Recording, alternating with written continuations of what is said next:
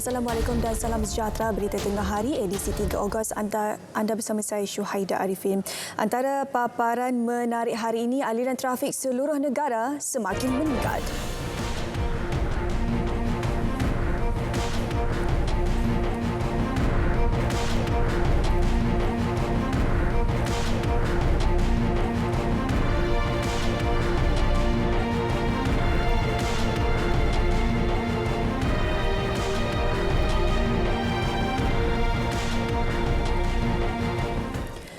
Perintah berkurung di kawasan perairan 7 daerah dalam zon selamat timur Sabah S-Zone yang berakhir 6 petang esok dilanjutkan 2 minggu lagi hingga 18 Ogos. Susulan pelanjutan itu, Pesuruhjaya Polis Sabah, Datuk Zaini Jas berkata, penduduk diminta berada di dalam rumah.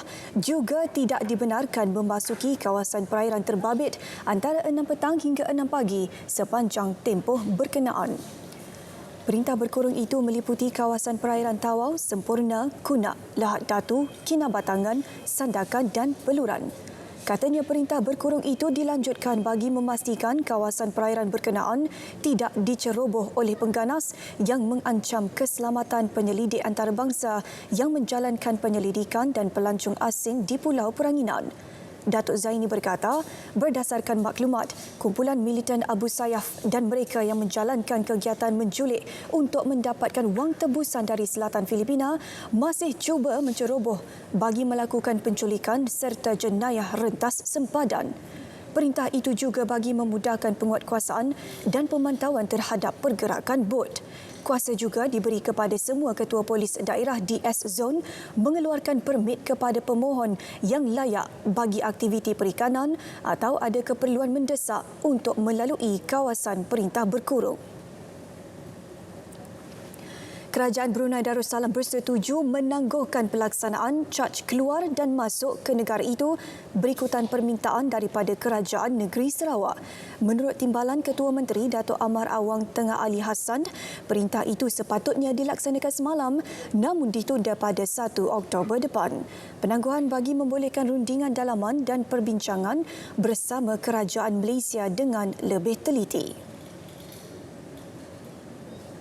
Untuk menilai dan meneliti perkara-perkara yang telah saya bangkitkan melalui surat yang telah saya utus sebelum ini, iaitu pada 20 Julai yang lepas kepada negara Brunei Darussalam. Brunei pada 9 Julai lepas mengumumkan untuk mengenakan caj sebanyak $3 Brunei atau kira-kira RM9.18 ke atas setiap individu yang keluar masuk ke negeri itu melalui pos kawalan sempadan daratnya bermula 1 Ogos. Larangan pergerakan antara Zon 1 dan Zon 2 berkuat kuasa semalam di Sarawak. Polis mengadakan sekatan jalan raya di 2 lokasi berasingan membabitkan kedua-dua zon merah dan hijau.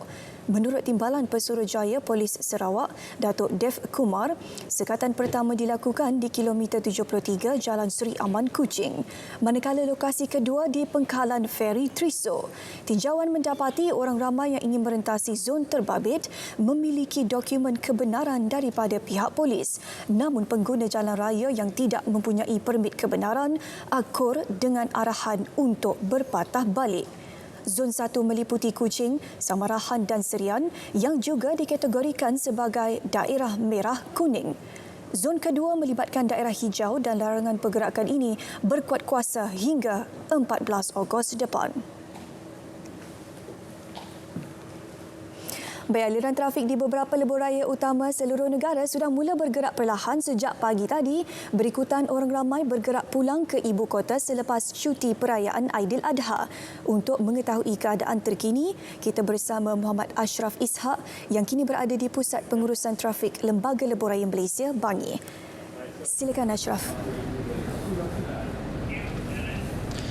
Okey, baik, terima kasih rakan setugas Syuhaida di Angkasa Puri. Seperti anda sebelah maklum, hari ini memasuki hari raya ketiga Aidiladha, di mana seperti anda sebelah maklum, warga kota yang berada di perantauan akan mula bergerak pulang ke ibu kota berikutan cuti perayaan yang sudah pun habis, dan kebanyakan mereka, rata-rata mereka yang akan mula bekerja pada hari esok. Dan ini akan menyaksikan pertambahan kenderaan yang banyak di lebuh-raya utama seluruh negara. Dan untuk kita mengetahui perkembangan terkini, kita terus saja saksikan paparan CCTV di belakang saya ketika ini. Kita mulakan di lebuh raya KL Karak, iaitu di Plaza Tol Bentong, di mana menyaksikan pertambahan kenderaan, di mana trafik bergerak perlahan, dan saya kira-kira sejauh 1 kilometer menuju masuk ke Plaza Tol Bentong. Situasi sama juga kita lihat di paparan CCTV yang seterusnya, iaitu di Plaza Tol Bentong, keluar ke ibu negara, trafik bergerak perlahan, dan pertambahan kenderaan yang banyak dapat dilihat, dan situasi ini turut berlaku di 3 km sebelum memasuki ke Plaza Tol Karak ini. Dan seterusnya kita saksikan di Plaza Tol Bukit Gantang di kilometer 225.8, aliran trafik setakat ini bergerak lancar, namun dijangka akan meningkat menjelang petang nanti. Seterusnya di kawasan selatan, iaitu di Port Dickson di kilometer 258.5, menyaksikan aliran trafik setakat ini bergerak lancar, namun trafik dilihat semakin meningkat, terutama menuju ke arah kawasan ibu kota. Dan kepada anda yang bercadang mahu bergerak pulang ke destinasi masing-masing, disarankan untuk merancang perjalanan anda sebaik mungkin dan ikuti cadangan waktu perjalanan yang telah pun dikeluarkan oleh pihak lebuh raya, dan pastikan baki kad tambah nilai anda mencukupi sebelum anda memulakan perjalanan anda di mana-mana saja. Dan sebarang maklumat, anda boleh hubungi talian 1-800-88-752 atau ikuti Twitter LLM, iaitu di LLM Info Trafik untuk perkembangan terkini trafik ketika ini. Dan seterusnya saya serahkan kepada rakan setugas saya, Mohan Cinasami, yang berada di Persada Plus bagi mengikuti perkembangan terkini di lebuh raya bawah Seliaan Plus. Silakan Mohan, apakah perkembangan di sana? Baik, terima kasih Ashraf dengan laporan info trafik daripada Lembaga Lebuh Raya Malaysia LLM sebentar tadi. Baik, saya pula ketika ini berada di bilik kawalan trafik Plus Malaysia Berhad di Persada Plus Subang bagi memberikan anda perkembangan trafik di lebuh raya utama negara di bawah Seliaan Plus Malaysia Berhad. Dan untuk pengetahuan anda, berdasarkan daripada pemantauan pihak Plus Malaysia Berhad dan juga Lembaga Lebuh Raya Malaysia, pergerakan trafik terutama yang menuju ke ibu negara semakin meningkat dari pagi sehingga ke petang, dan dijangka akan terus meningkat sehingga waktu malam nanti, berikutan bermulanya sesi persekolahan pada keesokan hari, termasuk orang ramai yang akan mula bertugas esok selepas cuti Hari Raya Aidiladha. Baik, di sebelah kanan saya ini kita boleh lihat ada beberapa CCTV, dan mungkin saya boleh tunjukkan kepada anda iaitu perkembangan trafik di beberapa lokasi. Baik, kita lihat di CCTV iaitu di selatan Semenanjung Malaysia, iaitu di Tangkak di kilometer 170.7. Kita lihat pergerakan trafik yang menuju ke utara Semenanjung Malaysia, iaitu ke arah Melaka, Negeri Sembilan dan juga Kuala Lumpur, dilihat meningkat walaupun ia terkawal. Sebaliknya di sebelah kanan pula, pergerakan trafik yang menuju ke Johor adalah rendah dan terkawal. Dan seterusnya di CCTV yang kedua, iaitu Simpang Pulai di kilometer 288.4, kita boleh lihat pergerakan trafik ke arah ibu negara semakin meningkat dari semasa ke semasa, manakala yang menuju ke utara Semenanjung Malaysia dilihat terkawal. Walaupun perkembangan ini adalah berubah mengikut semasa ke semasa berkenaan dengan kadar pertambahan trafik di lokasi ini. Baik, seterusnya kita ke CCTV yang ketiga, iaitu Menora 1 di kilometer 257. Seperti biasa kita lihat pergerakan trafik yang ke arah ibu negara meningkat, dan kita boleh lihat ada berlakunya kesesakan di sini, manakala di sebelah sana pergerakan yang menuju ke utara Semenanjung Malaysia dilihat terkawal dan tiada sebarang kesesakan yang dilaporkan. Baik, seterusnya di Sungai Perak. Di Sungai Perak kita boleh lihat pergerakan trafik yang menuju ke Kuala Lumpur atau Ibu Negara meningkat. Pergerakan ini terkawal dan meningkat sejak pagi tadi sehingga sekarang dan jangka akan terus meningkat pada waktu malam nanti. Manakala pergerakan yang menuju ke utara semenanjung Malaysia seperti biasa terkawal dan tiada sebarang pertambahan kenderaan. Baik, kepada anda, kepada pengguna lebuh raya anda yang ingin menuju ke Ibu Negara atau ingin pulang ke lokasi anda diminta supaya untuk merancang waktu perjalanan anda. Selain itu, anda juga boleh merujuk laman Sesawang Plus Malaysia Berhad untuk mendapatkan cadangan jadual perjalanan yang telah dikeluarkan oleh pihak Plus sendiri. Malah sekiranya anda juga mempunyai persoalan atau pertanyaan berkenaan dengan situasi trafik di lebuh raya yang anda akan tuju, anda boleh melayari laman Twitter Lembaga Lebuh Raya Malaysia atau Plus Malaysia Berhad, kerana dalam laman Twitter tersebut mereka akan menunjukkan kepada anda tahap-tahap kesesakan di lokasi-lokasi yang tertentu, termasuk di mana kemalangan yang berlaku dan anda perlu mengelakkan melalui lokasi tersebut. Dan selain itu juga, sekiranya kenderaan anda mengalami kerosakan, anda tidak digalakkan untuk meletakkan kenderaan anda di tepi lebuh raya. Sebaliknya, anda perlu meletakkan kenderaan anda di mana-mana R&R, atau anda meletakkan kenderaan anda di tepi jalan. Pastikan anda meletakkan keselamatan bagi mengelakkan berlakunya kemalangan. Dan selain itu juga, anda diminta untuk menghubungi di talian 1-800-88-0000. Saya ulangi sekali lagi, 1-800-88-0000 untuk menghubungi pihak Peronda Plus sekiranya kenderaan anda mengalami masalah. Dan anda juga diminta untuk memaklumkan kepada pihak Plus kenderaan anda rosak di kilometer berapa dan nombor kenderaan anda bagi memudahkan pihak Peronda Plus untuk membantu anda. Dan seperti mana anda lihat di sini, di bilik kawalan trafik ini, anda boleh melihat petugas-petugas Plus sedang bekerja 24 jam. Sekiranya anda menghubungi di talian 1-800-88-0000, petugas Plus di sini akan membantu anda secepat mungkin untuk menyelesaikan permasalahan yang anda hadapi di atas lebuh raya. Dan nasihat yang paling terakhir sekali, pastikan sekiranya anda berasa letih atau lapar, anda berhenti berehat di mana-mana R&R, tetapi pastikan anda memakai pelitup muka, kerana tindakan anda tidak menggunakan pelitup muka, anda boleh dikenakan saman RM1,000. Ingat, setiap gerak-geri anda diperhatikan oleh pihak berkuasa dan patuhilah arahan yang sedia ada. Jadi sekian sahaja laporan saya daripada Pesada Plus dan rakan petugas saya, iaitu Abdullah Mahyudin, ketika ini berada di Plaza Tol Juru Pulau Pinang bagi memberikan maklumat lebih lanjut berkenaan dengan perkembangan trafik di Pulau Pinang. Silakan.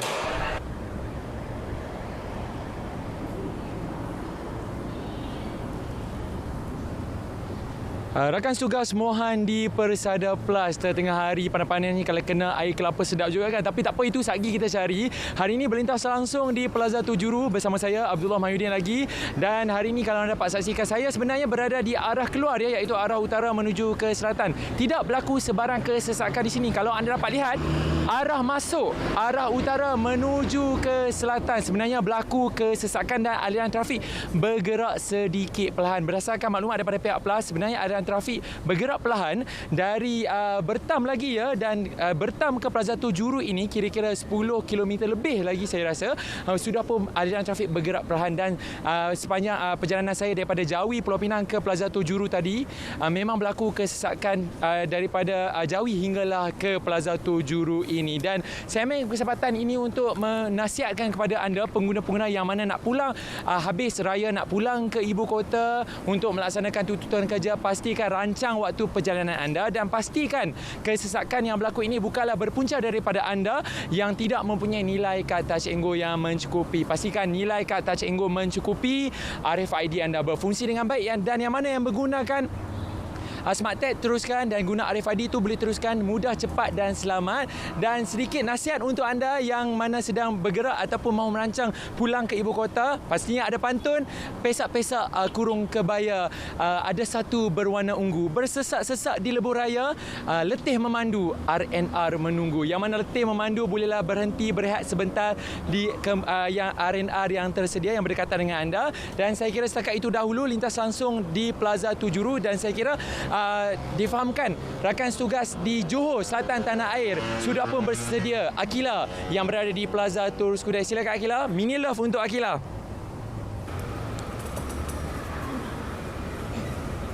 Baik, terima kasih Abdullah. Masih segak di Plaza Tol Juru sana walaupun keadaan cuaca ketika ini panas di sana. Samalah juga dengan keadaan cuaca di Johor Bahru ketika ini yang panas di waktu tengah hari ini. Jadi untuk penonton berita tengah hari, apa yang saya boleh kongsikan setakat pukul 1.15 tengah hari ini, keadaan di Plaza Tol Skudai Johor Bahru ini masih tidak berlaku sebarang kesesakan. Aliran trafik sangat-sangat lancar.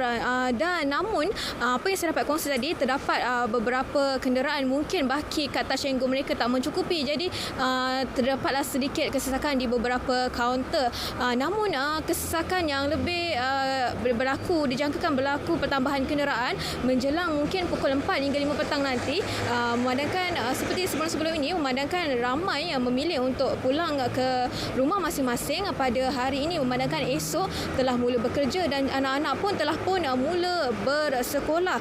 Jadi sebagai langkah untuk mengurangkan kesesakan di Plaza Tol, pihak PLAS di Plaza Tol Skudai telah membuka semua 22 kaunter mereka, iaitu 7 kaunter untuk masuk ke lebuh raya dan 15 lagi kaunter untuk keluar.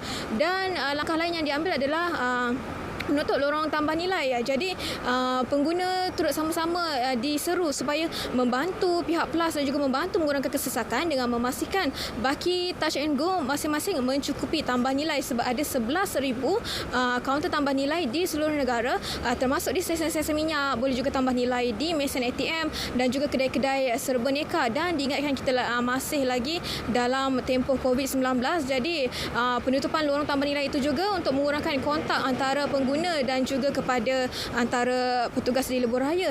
Jadi kita masih lagi dalam tempoh Perintah Kawalan Pergerakan Pemulihan kepada semua untuk patuh kepada SOP. Tak kiralah sama ada anda berhenti untuk berehat sebelum sampai ke destinasi masing-masing, berhenti berehat ataupun berhenti makan, patuh SOP. Dan jangan lupa untuk memastikan sentiasa pakai pelitup separuh muka di tempat awam. Jika anda lupa, denda RM1,000 menanti. Baik, itu saja saya dapat kongsikan untuk berita tengah hari. Teruskan bersama berita RTM untuk laporan-laporan lain dan kita kembali kepada Syuhaidah di Angkasa Puri. Baik, terima kasih Akila dengan perkembangan tersebut. Berita tengah hari berehat seketika dan kembali selepas ini.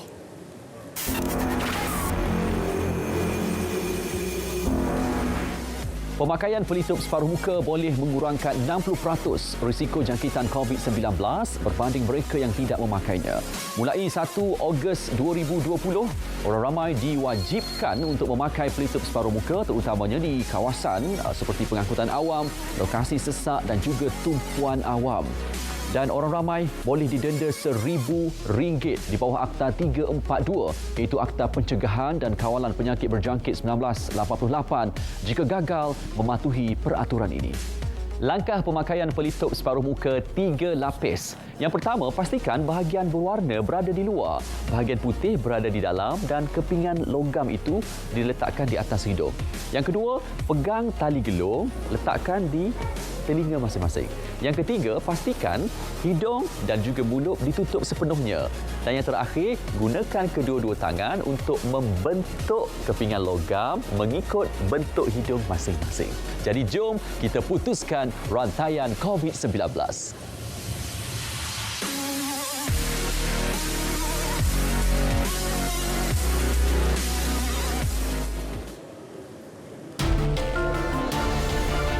Kes COVID-19 terus melonjak mencecah 18.1 juta orang di seluruh dunia.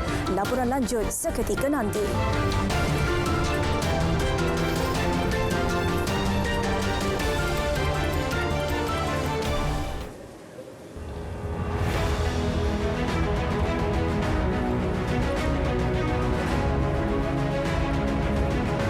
Kepercayaan kepada Tuhan, kesetiaan kepada raja dan negara, keluhuran perlembagaan, kedaulatan undang-undang, kesopanan dan kesusilaan.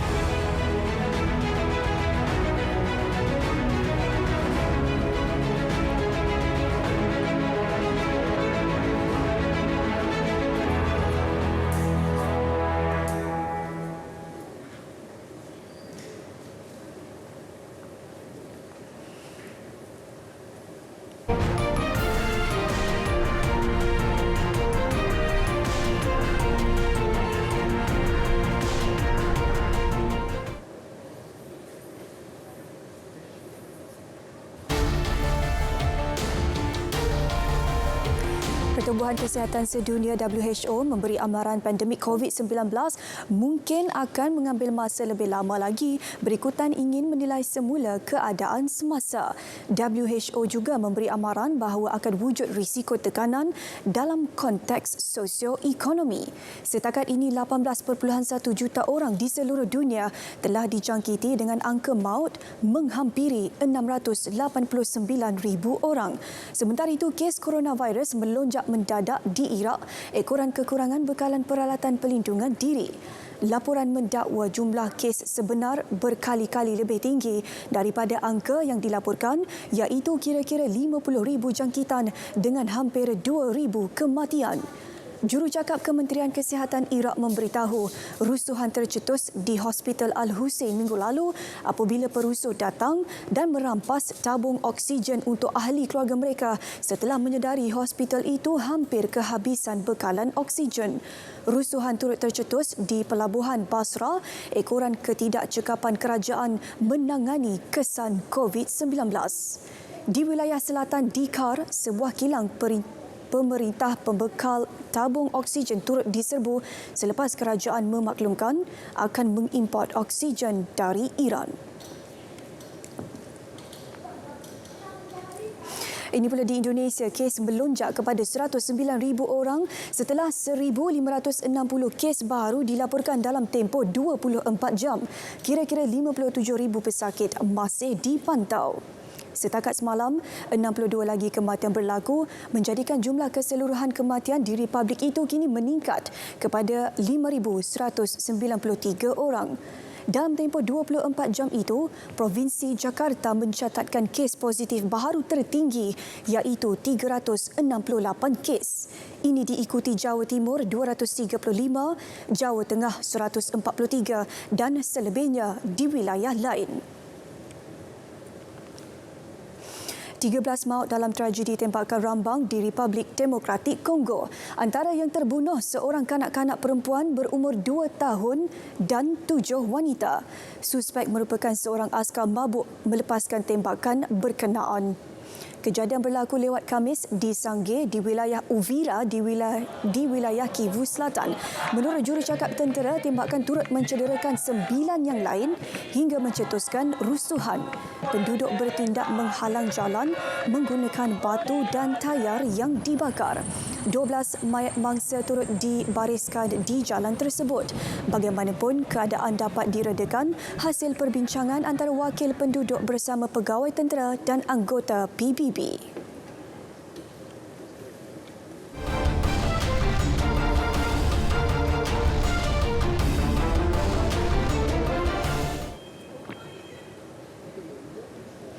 Pasukan Arsenal berjaya menjulang Piala FA Inggeris buat kali ke-14 selepas menewaskan Chelsea 2-1 di Stadium Wembley. Ketua pasukan Pierre-Emerick Aubameyang muncul wira apabila berjaya meledak 2 gol sekaligus menjulang trofi pertamanya sejak berpindah dari Borussia Dortmund 2,5 tahun lalu. Chelsea terlebih dahulu mendahului 5 minit selepas saingan bermula menerusi penyudah bijak Christian Pulisic. Pemain kelahiran Gabon, Aubameyang berjaya menyamakan kedudukan menerusi sepakan penalti setelah dikasari ketua pasukan Chelsea, Cesar Azpilicueta.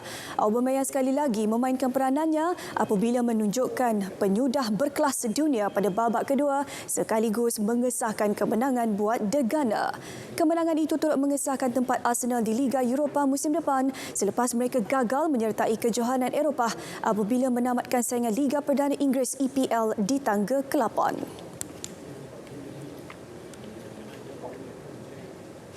Sementara itu, Ketua Jurulatih Arsenal Mikel Arteta berharap Aubameyang kekal di Arsenal untuk memburu lebih banyak kejayaan selepas pemain itu berjaya menjadi wira menjaringkan 2 gol ketika menewaskan Chelsea 2-1 pada final Piala FA Inggeris. Tambah Arteta, khidmat Aubameyang sangat ditagih pada kempen Liga Eropah musim depan selepas mereka gagal menyertai kejohanan Eropah buat pertama kali dalam tempoh 25 tahun. But I think after we concede the goal, we played probably the best 35 or 40 minutes since I arrived here against a team that, in my opinion, now is one of the best in Europe. The way they've been performing, the results that they had against any team in the last few weeks. So big credit to our players and congratulations. Status masa depan Aubameyang masih menjadi perdebatan memandangkan kontraknya hanya berbaki 12 bulan dengan skuad The Gunners dan gagal menyertai Liga Juara-Juara Eropah musim depan. Namun bos Arsenal Arteta yakin persembahan semakin meningkat dan penampilan pada final Piala FA sudah cukup untuk meyakinkan Aubameyang untuk kekal bersama pasukannya. Kejayaan Arsenal menjulang Piala FA menewaskan Chelsea diraikan oleh penyokong dan peminat di luar stadium mereka, Stadium Emirates. Penyokong Arsenal meraihkan kejayaan Piala FA ke-14 pasukan mereka dengan menewaskan Chelsea 2-1 di Stadium Wembley. Mereka membakar suar dan bersorak gembira tanpa menghiraukan ancaman COVID-19 yang masih menular di London.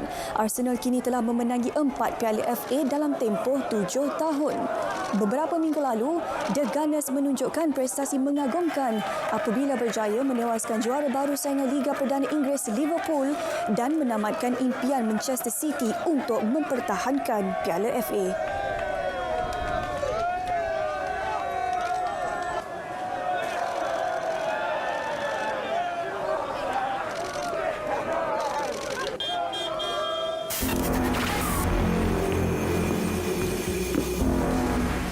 Pemakaian pelitup separuh muka boleh mengurangkan 60% risiko jangkitan COVID-19 berbanding mereka yang tidak memakainya.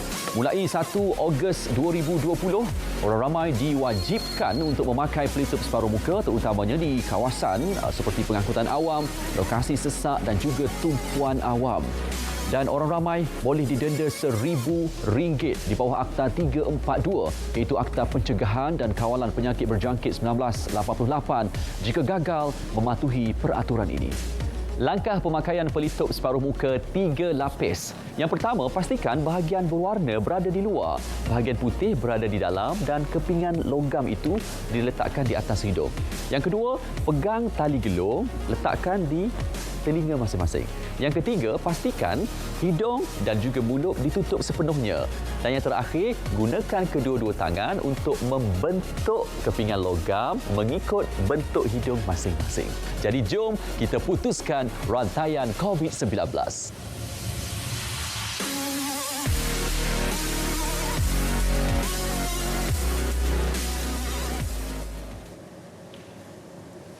Baik, berita tengah hari berakhir di sini. Terus kekal bersama saluran berita RTM. Maklumat sahih jenama dipercayai. Saya Syuhaida Arifin. Selamat berhujung minggu dan salam hormat.